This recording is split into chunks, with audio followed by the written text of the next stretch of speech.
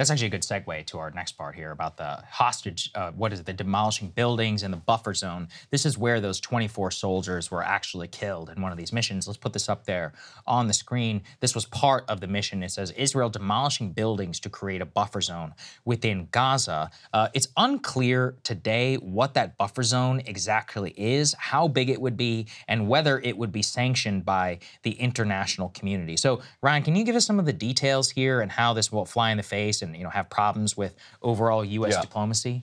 So basically, the Iron Dome cannot protect Israeli kibbutzim that are right up against the strip for obvious reasons. Right. If you're that close, and that's why so many, basically all residents, Israeli residents in that area have safe rooms, so that these mortar shells are constantly coming from Gaza and landing near these kibbutzim.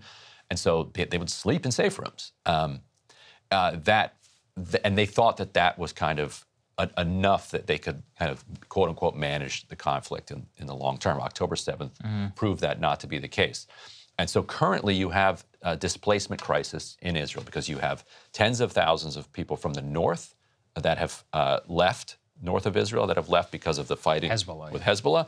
And you have tens of thousands, or maybe hundreds of thousands of people who have left the Negev desert because of the hostilities in Gaza. And so they're living in hotels, they're living with relatives. There was already a housing crisis in Israel, which is related to why there are now 700,000 settlers in the West Bank, because it's cheap housing for the Israeli population, just like in the United States, the one way we buy off our population, cheap housing. Go west, young man. And so in order to relieve that, they're trying to get people to be able to move back to the kibbutzes in southern Israel. And what they are now saying is we need a buffer zone. So we're going to demolish all of these civilian and residential areas that are kind of within X distance. Yes. And this one was only 600 meters away from a kibbutz. But there's others that are further away. Say anything with a line of sight, they're going to knock down. International law is extremely clear. I was going to say, so how does this complicate U.S. diplomacy, international law, and all of that? Under international law, if you want a buffer zone, you have to use your own territory to do it. Like, you don't want to live too close to us. It's like if San Diego wanted a buffer zone between it and Tijuana, they'd have to knock down San Diego. You can't go into Tijuana and be like, this is too close. Yes. We're leveling this. Right. And so separately, the United States, international law, whatever, that is what it is. The United States has said one of their lines, and I want to call it a red line because they've said there are no red lines, but one of the public things that they've insisted Israel not do is take land from Gaza to create buffer zones. They've said, do not do that. Israeli government continues to say, we are going to do that. So I have some update on that. John Kirby was actually asked about this by the Financial Times. He says, quote, we do not want to see the territory of Gaza reduced in any way. However, the Secretary of State, Anthony Blinken, struck a softer line on Tuesday, saying that while the U.S. is clear about not encroaching on Gazan territory, there might be scope for, quote, transitional arrangements. I'm not exactly sure what that means, but I think actually... New euphemism just dropped. Yeah, I love that. The major, actual diplomatic crises that might come out of this may not involve America. It's actually probably Egypt. Let's put this up there on the screen. Egypt actually lashed out yesterday saying that extremist Israeli leaders are seizing Gazan Egyptian buffer zone territory because of Netanyahu's suggestion that Israel is going to have to take control of the 100-yard buffer zone on the Gaza side of the Egypt and Gaza border. The Israelis are like, hey, this is the Philadelphia corridor. This is the above ground and through tunnels. This is where a lot of the supplies and the smuggling and the weapons and all that comes through. The head, actually, of the Egyptian State Information Service said on Monday, this is an attempt to create legitimacy of the Israeli government's real goal of occupying the border corridor in violation of the security agreements that have been signed between those two neighbors. Well, remember that if we go back and we think about Oslo and we think about some of the other international agreements, all the way going back to 67 and Jordan and all the control of the border and all of that, Egyptian control of that border has always been very important. The Rafah crossing today remains the main thoroughfare of humanitarian aid and others, and especially if we consider, in the future, the idea idea of people in Gaza crossing the Israeli border to go work in Israel probably seems like zero for me. What do you think? The next 5 years? I don't think it's going to happen. And so if that's the case, it's very hard to see. Yeah, it's just not going to happen, right? So if we think about that, then we're talking about really the only way in and out of the country. And they're like, no, we're going to take control of that. That really is going to rankle a lot of people inside of Egypt because this is now a problem of sovereignty on their part and of a violation of an agreement that they have signed. And these people have fought 2 wars in the past. It's not a joke. Right, and the Egyptians and the Palestinians and the UN have all said this humanitarian crisis, where we're talking about 2 million people being, in the grips of famine, on the brink of starvation, dying from disease, is caused by the Israeli government, restricting the amount of humanitarian aid that can get into the country. There is also a border in the north between Israel and Gaza that is just completely shut down. Israel has complete control over that. If they could load every truck and make sure that all that's in there is baby formula, diapers, and aspirin, and roll those trucks through there. There would be no question, because the Israelis are the ones loading the trucks, that there are going to be weapons or RPGs or new ammo for Hamas.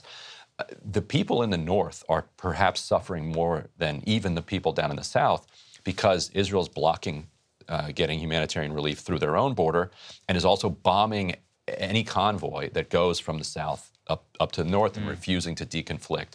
And so you have a situation where people are just scrounging like absolute Hunger Games style stuff in the north. Yeah. And so Egypt is then like, and you think we're going to turn over the southern border to you as well, which is our border, given what we have seen you do?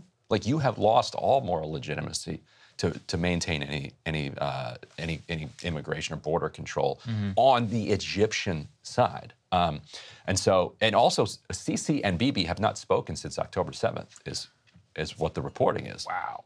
That's crazy. I did not know that. Yeah, they're at a nadir. Like, because the Egyptian and Israeli normalization was one of the great triumphs of Israeli foreign policy. All right, final thing, Ryan, you have got a story for us involving playing cards. Why don't you tell us? So we have a picture of said playing cards. You can put up there on screen.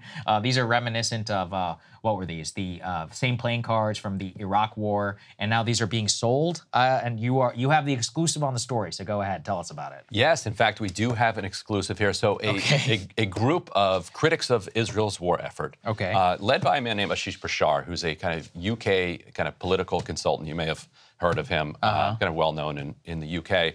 Worked for Boris Johnson, Tony Blair, when Tony Blair was Mideast envoy.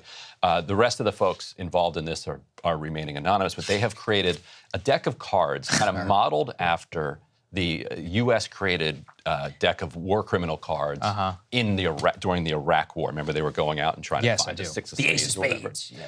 They're also working loosely with international human rights organizations and prosecutors around the world in at least these countries: Switzerland, Mexico, Bolivia, Ireland, Spain, Belgium, and Colombia.